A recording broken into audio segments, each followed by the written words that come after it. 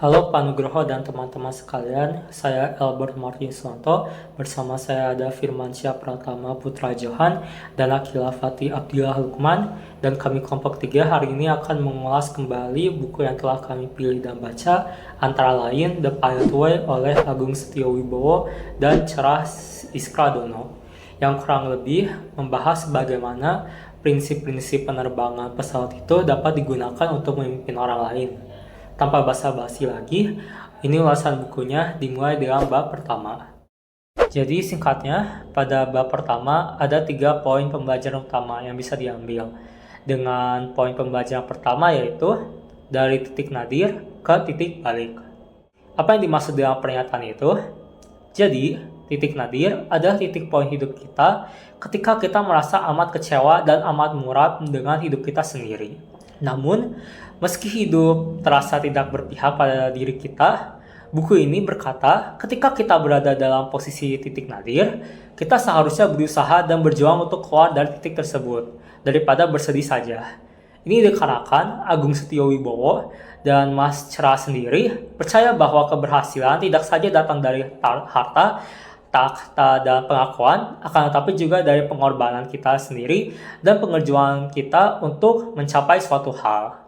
Namun tidak hanya itu saja poin pembelajaran yang bisa diambil dari cerita mereka, oleh karena selain poin pembelajaran pertama tersebut, ada poin pembelajaran kedua, yaitu untuk belajar menemukan pesan Tuhan. Kadang dalam hidup kita akan ada momen-momen yang berlawanan dengan rencana hidup kita sendiri. Namun kejadian-kejadian ini belum tentu hal yang buruk, oleh karena bisa saja kejadian-kejadian tersebut merupakan bagian rencana Tuhan yang tahu apa yang terbaik untuk kita lebih dari diri kita sendiri. Terus ada poin ketiga yang sama-sama penting, yaitu poin yang berkaitan dengan pelajaran hidup yang bisa didapatkan kedua penulis dari penerbangan. Ketika menerbangkan suatu pesawat, pasti pesawat tidak selalu di langit terus. Hal tersebut bisa jadi refleksi ke kehidupan kita sendiri, bahwa setiap momen itu, baik positif maupun negatif, hanya sementara. Sehingga kita sebagai pemimpin, apabila ada kemunduran, kita jangan langsung menyerah saja. Itulah bab pertama. Selanjutnya, kita ada bab kedua yang berjudul Fondasi Pemimpin, di mana para penulisnya membahas apa saja yang menjadi fondasi seorang pemimpin. Fondasi pertama yang disebutkan yaitu untuk dapat memimpin diri sendiri. Ini dikarenakan apabila kita tidak dapat mengendali atau mengkontrol diri kita sendiri, bagaimana kita berharap untuk mengendali, membimbing, ataupun mengontrol orang lain. Terus untuk dapat belajar memimpin diri sendiri, kita pertama perlu memahami siapa diri kita. Ini adalah tahap yang paling krusial, oleh karena ketika memimpin, kita perlu memahami karakteristik orang-orang baik dalam kemampuan maupun dalam kelemahan. Dengan ini kita dapat mengetahui bagaimana cara membimbing baik dari diri kita maupun dari orang lain. Selain memiliki kemampuan atas kepemimpinan diri sendiri, kita juga sebagai pemimpin harus memiliki visi atau tujuan yang jelas. Seperti bagaimana penerbangan memiliki satu destinasi yang ingin dicapai. Lalu apabila kita sudah memiliki titik destinasi tersebut, kita perlu berusaha dan bertekad untuk mencapai titik destinasinya, meski ada tantangan-tantangan yang pastinya kita perlu hadapi. Sebagaimana pilot mungkin akan menghadapi beberapa tantangan semasa penerbangan pesawat. Namun, sebelum proses pencapaian visi tersebut dilakukan, sebelumnya kita perlu melakukan hal yang seperti pre-flight checklist. Selain itu, dalam pencapaian visi, kita semua sebagai pemimpin juga perlu menetapkan sasaran-sasaran atau goals-goals yang mau diselesaikan dalam tenggat waktu tertentu. Beserta juga kita perlu memiliki keyakinan atas kemampuan kita untuk mencapai visi dan tujuan yang telah disesuaikan. Kemudian untuk bab yang ketiga, bab ini adalah bab berjudul Melampaui Diri Sendiri, yang mengajarkan kita bagaimana cara menjalankan tugas kita dan bagaimana kita bisa memberi hasil yang paling terbaik. Poin pertama yaitu betapa kalau kita mengerjakan suatu tugas, kita perlu mengejarkan dengan rumus 5As. Antara lain, kerja keras, kerja cerdas, kerja ikhlas, berkualitas, dan tuntas.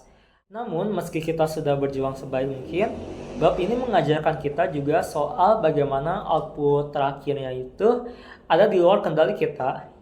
Jadi meski kita sudah berusaha sebaik mungkin, jangan terlalu berekspektasi kalau hasil akhirnya akan sempurna sekali, melainkan jalankan saja tugasnya sebaik mungkin. Selanjutnya, dalam bab ini kita diajarkan juga kalau kita ingin menjalankan tugas kita dengan baik, kita perlu memiliki alasan yang kuat. Dan cara mendapatkan alasan yang kuat yaitu dengan mengidentifikasikan 3 aspek, yaitu be, do, dan how. Be merujuk pada kamu ingin menjadi orang seperti apa. Dan be ini bisa didapatkan dari misi atau kegelisahan kita. Misalkan kita gelisah dengan lingkungan sekitar kita. Dan dari situ kita bisa bercita-cita atau berimpi-impi untuk menjadi pahlawan yang dapat memperbaiki lingkungan hidup kita, baik lewat organisasi nirlaba, kampanye, ataupun bisnis yang berhubungan dengan lingkungan hidup. Sementara kalau do itu merujuk pada apa saja aksi yang perlu dilakukan, dan kalau how itu merujuk pada apa saja sih kayak cara eksekusi hal-hal yang telah kita rencanakan untuk lakukan untuk menghidupkan cita-cita kita. Jadi itu cara mendapatkan alasan yang kuat untuk mengerjakan tugas dan melampaui di batas diri kita sendiri. Terakhir, poin selanjutnya diajarkan bab ini juga, yaitu bagaimana dalam diri kita ada istilah the sleeping giant. Jadi the sleeping giant itu merujuk pada potensi dalam diri kita yang diberikan oleh Tuhan yang masih belum terbuka. Jadi bab ini mengajarkan kita juga untuk membuka potensi tersebut dan melampaui diri kita sendiri. Perkenalkan, saya Firmansyah Pratama Putra Johan, dan di bagian saya akan menjelaskan buku The Pilot Way khususnya di bab 4 dan bab 5. Jadi di bab 4 ini buku The Pilot Way membicarakan tentang sistem dalam pesawat udara. Jadi karena buku ini membicarakan tentang seni memimpin diri ya. Jadi hubungannya dalam seni memimpin itu adalah bagaimana pilot ini dia menguasai suatu sistem gitu. Jadi seperti pilot yang memahami setiap sistem di pesawat, pemimpin itu harus mengenali kekuatan dan kelemahan diri sendiri untuk mengoptimalkan potensi pribadi begitu. Dan bagaimana kalau berhubungannya dengan tim gitu. Jadi kalau memimpin tim, kolaborasi yang efektif, ini poin yang diangkat dari bab 4 ini. Jadi sistem keselamatan pesawat membutuhkan koordinasi antara pilot dan kru. Ini mencerminkan pentingnya kerjasama tim untuk mencapai tujuan bersama-sama.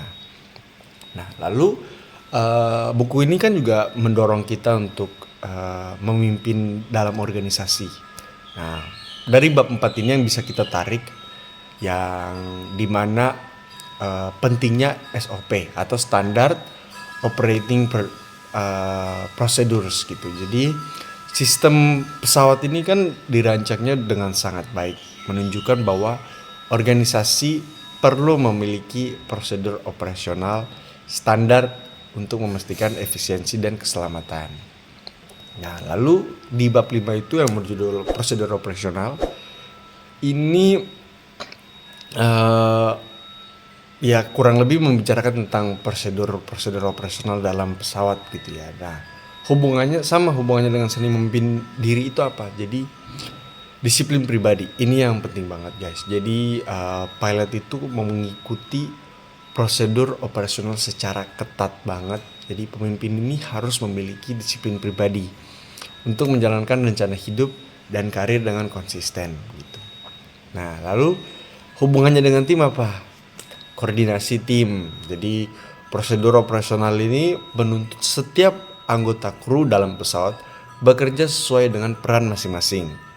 Gitu. Jadi pemimpin ini harus dia bisa mengkoordinasikan tim agar setiap anggota berkontribusi secara maksimal. Lalu yang terakhir, hubungannya dengan organisasi apa? 2 poin. Jadi efisiensi operasional, prosedur penerbangan, struktur mengajarkan organisasi itu untuk bekerja secara efisien dan terorganisasi. Nah, lalu poin yang kedua adalah manajemen krisis organisasi. Jadi pilot ini dia harus siap menghadapi keadaan darurat lah ya, mencerminkan pentingnya organisasi memiliki strategi manajemen krisis untuk bertahan di tengah tantangan. Yang bisa disimpulkan ini adalah bab 4 dan bab 5 dari The Pilot Way memberikan pelajaran penting tentang bagaimana prinsip-prinsip penerbangan dapat diterapkan dalam seni memimpin diri, tim, dan organisasi melalui penguasaan sistem, penerapan prosedur, serta manajemen risiko. Sekian dilanjutkan sama teman saya. Halo, perkenalkan, nama saya Akila Fatih Abdillah Lukman, dan di sini saya akan meringkas bab 6 hingga bab 8 dari buku The Pilot Ways. Bab 6 yang berjudul merangkul tim. Jadi pada bab ini tuh, seorang pemimpin yang baik itu kayak pilot yang nggak cuma jago nerbangin pesawat, tetapi juga bisa bikin kru tetap kompak. Bab ini juga ngomongin pentingnya komunikasi yang jelas, membangun kepercayaan, dan saling mendukung dalam tim. Dan poin pertama di sini ialah komunikasi yang efektif. Pemimpin harus bisa menyampaikan instruksi dengan tegas, tapi tetap bisa didiskusikan dengan anggota-anggotanya. Poin kedua ialah kepercayaan dan kolaborasi. Kalau anggota tim percaya satu sama lain, jadi kerjanya pasti lebih efisien dan minim drama. Yang ketiga ialah leadership by example. Pemimpin harus bisa kasih contoh yang baik kepada anggota-anggotanya, bukan cuma nyuruh-nyuruh begitu saja. Jadi pada intinya tuh pada bab ini tuh, pemimpin sukses bukan yang paling jago sendirian, tapi yang bisa bikin timnya ikut berkembang. Selanjutnya ialah bab 7 yang berjudul Reward, Reward, Reward. Siapa sih yang gak suka dihargai?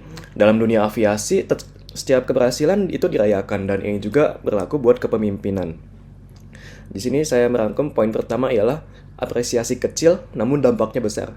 Kadang ucapan kerja bagus itu aja udah bisa bikin semangat naik. Yang kedua itu reward bukan cuma uang, bisa dalam bentuk promosi, pengakuan di depan tim, atau kesempatan belajar yang lebih banyak. Poin ketiga ialah konsisten dan adil. Jangan pilih kasih, semua yang berkontribusi harus dihargai dengan cara yang sesuai. Jadi pada bab ini tuh, pemimpin yang keren tuh yang tahu cara bikin tim tetap termotivasi tanpa harus selalu pakai uang. Kemudian ialah bab 8, yaitu epilog. Bab terakhir ini kayak landing dari perjalanan panjang di buku ini. Kesimpulannya tuh ialah pemimpin yang hebat bukan yang otoriter, tapi yang bisa membawa tim ke arah yang lebih baik. Seperti contohnya sifatnya disiplin, komunikasi, dan apresiasi adalah 3 kunci utama. Leadership ala pilot itu soal tetap tenang dalam tekanan, kerja sama tim, dan selalu siap menghadapi tantangan. Sekian, terima kasih.